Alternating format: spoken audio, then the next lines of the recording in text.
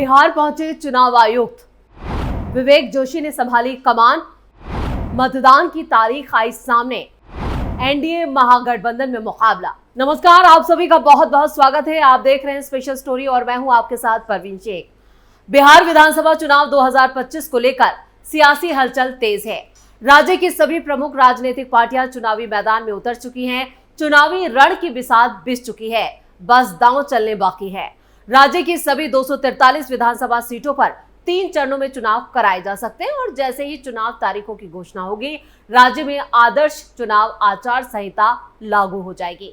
माना जा रहा है कि चुनाव आयोग सितंबर के पहले हफ्ते में चुनाव की तारीखों का ऐलान कर सकता है। पिछली बार भी सितंबर के पहले हफ्ते में ही चुनाव कार्यक्रम की घोषणा की गई थी। बिहार विधानसभा का मौजूदा कार्यकाल 22 नवंबर 2025 में समाप्त हो रहा है। ऐसे में कार्यकाल खत्म होने से पहले चुनाव कराए जा सकते हैं और इसी कड़ी में बिहार विधानसभा चुनाव तैयारी की समीक्षा को लेकर भारत सरकार के मुख्य चुनाव आयुक्त डॉक्टर विवेक जोशी 4 दिन के दौरे पर पटना पहुंचे हैं। इस दौरान वो बिहार विधानसभा चुनाव की तैयारियों का जायजा लेंगे। चुनाव आयुक्त राज्य के सभी जिलों के डीएम, एसएसपी, आईजी, डीआईजी के साथ बैठक करेंगे। साथ ही मोतिहारी और बेतिया जाकर ईवीएम के फर्स्ट लेवल चेकिंग का निरीक्षण भी करेंगे। इसके अलावा विधानसभा चुनाव में पारदर्शिता, सुरक्षा, मतदान केंद्रों की स्थिति का जायजा लेंगे। जानकारी के मुताबिक चुनाव आयुक्त डॉक्टर विवेक जोशी आज मोतिहारी पहुंचे और 17 मई की सुबह कलेक्टर के ईवीएम और वीवीपैट गोदाम का निरीक्षण करने वाले हैं। इसके बाद वो बेतिया के लिए निकल जाएंगे। चुनाव आयुक्त भारत सरकार का दौरा कई मायनों में काफी महत्वपूर्ण माना जा रहा है।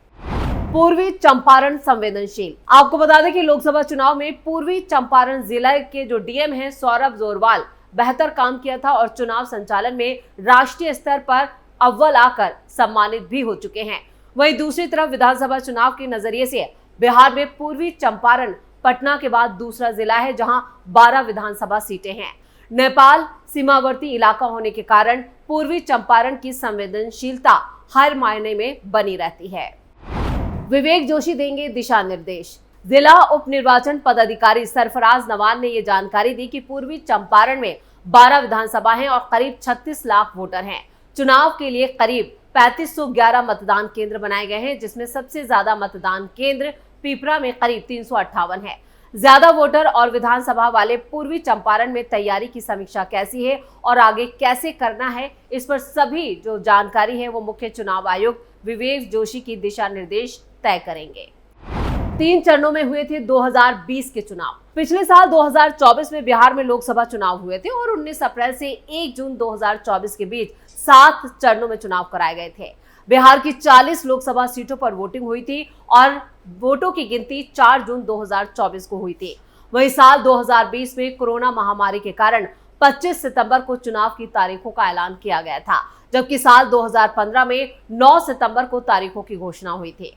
2020 विधानसभा चुनाव 3 चरणों में कराए गए थे। पहला चरण 28 अक्टूबर को था, जिसमें 16 जिलों की 71 सीटों पर वोटिंग हुई थी। दूसरा चरण 3 नवंबर को था, जिसमें 17 जिलों की 94 सीटों पर वोट डाले गए थे। तीसरे चरण की वोटिंग जो थी वो 7 नवंबर को हुई थी, जिसमें 15 जिलों की 78 सीटों पर वोटिंग हुई थी। चुनाव नतीजे 10 नवंबर को घोषित किए गए थे।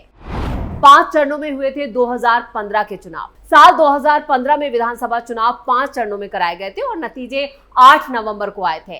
पहले चरण में 12 अक्टूबर को 10 जिलों की 49 सीटों पर वोटिंग हुई थी। दूसरे चरण में 16 अक्टूबर को 6 जिलों की 32 सीटों पर वोटिंग हुई थी। तीसरे चरण की जो वोटिंग थी वो 28 अक्टूबर को 6 जिलों की 50 सीटों पर हुई थी और चौथे चरण में 1 नवंबर को 7 जिलों की 55 सीटों पर और 5वें चरण में 5 नवंबर को 9 जिलों की 57 सीटों पर वोट डाले गए थे।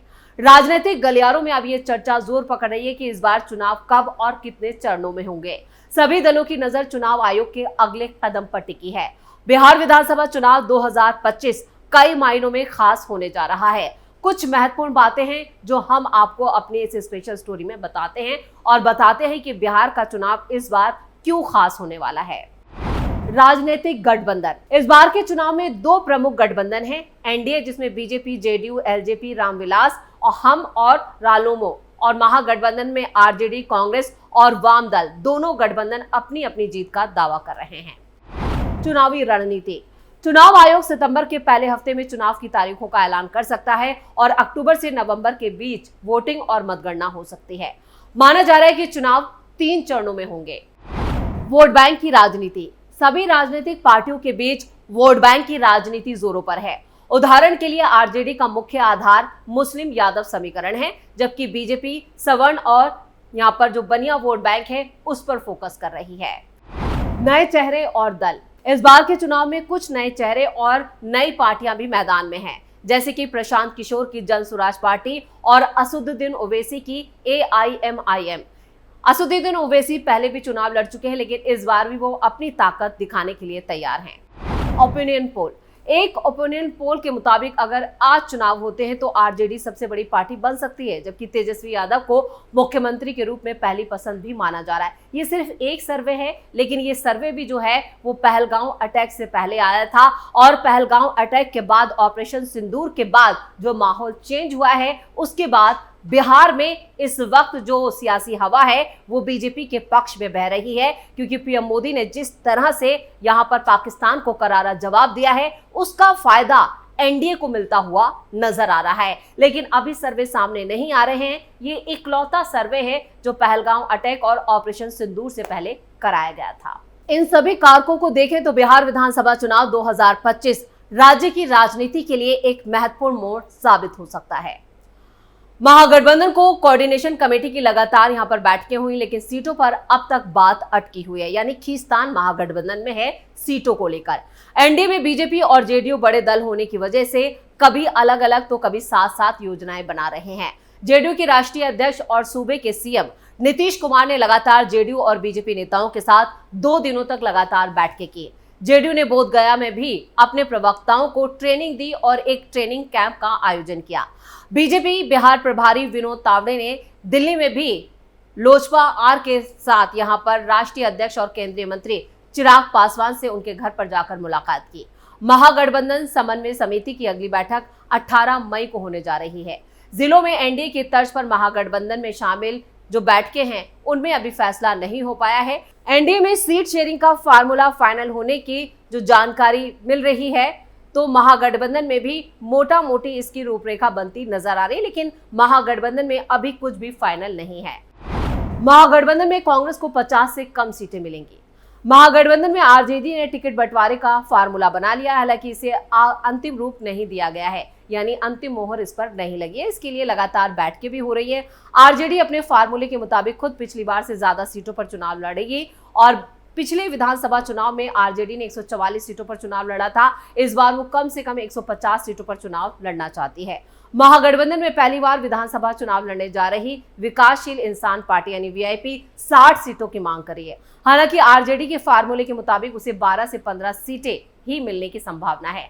पिछली बार बेहतर परफॉर्मेंस करने वाली सीपीआई एमएलए को इस बार ज्यादा सीटें दी जा सकती हैं। सीपीआई एमएलए 19 सीटों पर लड़ी और 12 जीत कर आई थी। मसलन आरजेडी अगर 150 और वीआईपी 15 सीटों पर लड़ती है तो ये जो एक्स्ट्रा सीटों का बंदोबस्त है वो कांग्रेस की सीटें काट कर ही मुमकिन होगा, यानी कांग्रेस के खाते में जो सीटें पिछली बार ज्यादा दी गई थी उन्हें काट कर इन पार्टियों को दिया जा सकता है। तब कांग्रेस के हिस्से में ज्यादा से ज्यादा 50 सीटें ही आती हैं। कांग्रेस ने सीएम फेस पर भी पेच कुछ फंसा रखा है और उम्मीद में है, और यहां पर यह हो सकता है कि कांग्रेस यहां पर खुद अपना सीएम फेस भी पेश कर दे, लेकिन आरजेडी इसके लिए तैयार होती नजर नहीं आ रही। यानी महागठबंधन में कई ऐसे मुद्दे हैं जिन पर झगड़ा और फसाद मचा हुआ है। एनडीए में ऐसे बना है सीट शेयरिंग का फार्मूला। एनडीए ने भी सैद्धांतिक तौर पर बंटवारे का जो फार्मूला है वो तलाश लिया है। एनडीए के अंदर खाने की जो जानकारी है उसके मुताबिक 243 सीटों में से 2 हिस्सों में ये बटेंगी और एक हिस्सेदार जेडीयू होगा तो दूसरी बीजेपी होगी। एक सीट के अंतर से छोटा भाई और बड़ा भाई का रुतबा भी तय होगा। हालांकि वास्तविक बड़े भाई का रुतबा चुनाव नतीजे आने पर ही तय होगा। इस फार्मूले में सहयोगी दलों का कोटा दोनों दल अपने हिस्से से तय करेंगे। उपेंद्र कुशवाहा की पार्टी आरएलएम और जितन राम मांझी की हिंदुस्तान अवाम मोर्चा को जेडीयू अपने हिस्से की सीटों से कुछ देकर संतुष्ट कर सकती है। उपेंद्र कुशवाहा 15 सीटों की मांग कर रहे हैं, जबकि जितन राम मांझी 40 सीटें मांग रहे हैं। खबरों के मुताबिक मांझी और कुशवाहा को 10-10 सीटों से ज्यादा मिलने की उम्मीद नहीं है। उपेंद्र कुशवाहा की 2 दिन पहले जेडीयू के राष्ट्रीय अध्यक्ष और बिहार के सीएम नीतीश कुमार से मुलाकात भी हुई, जो काफी महत्वपूर्ण मानी गई। बिहार में चिराग पासवान बड़े खिलाड़ी बनकर उभरे। लोक जनशक्ति पार्टी रामविलास के अध्यक्ष और केंद्रीय मंत्री चिराग पासवान से बीजेपी के प्रभारी विनोद तावड़े की दिल्ली में मुलाकात हुई और सीट शेयरिंग के सिलसिले में ये कई घंटों तक बैठक चलती रही। दरअसल नीतीश कुमार ने चिराग से निपटने का जिम्मा बीजेपी पर छोड़ दिया है। चिराग के जिद्दी स्वभाव से नीतीश कुमार पहले से ही यहां पर उसे परिचित हैं और पिछले विधानसभा चुनाव में चिराग ने एनडीए से अलग होकर चुनाव लड़ा था। उन्होंने बीजेपी को तो बख्श दिया था, लेकिन जेडीयू उम्मीदवारों के खिलाफ अपने कैंडिडेट दे दिए थे, जिससे जेडीयू को तकरीबन 3 दर्जन सीटों पर हार का सामना करना पड़ा।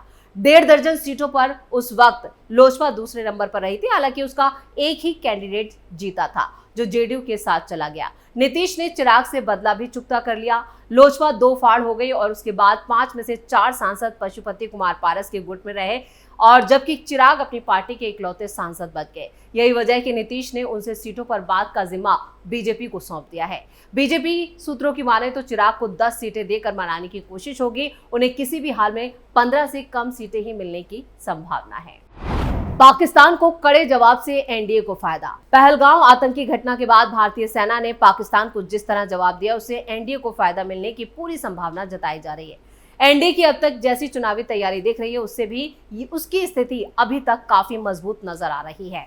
प्रधानमंत्री नरेंद्र मोदी ने भी बिहार पर अपना ध्यान केंद्रित किया है, जो एनडीए के लिए मददगार साबित हो सकता है। हालांकि अमेरिका की पहल पर जनभावनाओं से इतर सीज फायर के लिए केंद्र सरकार की रजामंदी और विपक्ष इसको भुनाने की कोशिश भी करेगा। लेकिन फिलहाल जो हालात और जो सियासी समीकरण बन रहे हैं, वो एनडीए के फेवर में जाते हुए नजर आ रहे हैं। तो स्पेशल स्टोरी में इतना ही। वीडियो कैसा लगा कमेंट करके अपनी राय जरूर दें। वीडियो को लाइक करें, शेयर करें और कैपिटल टीवी को सब्सक्राइब जरूर करें। धन्यवाद।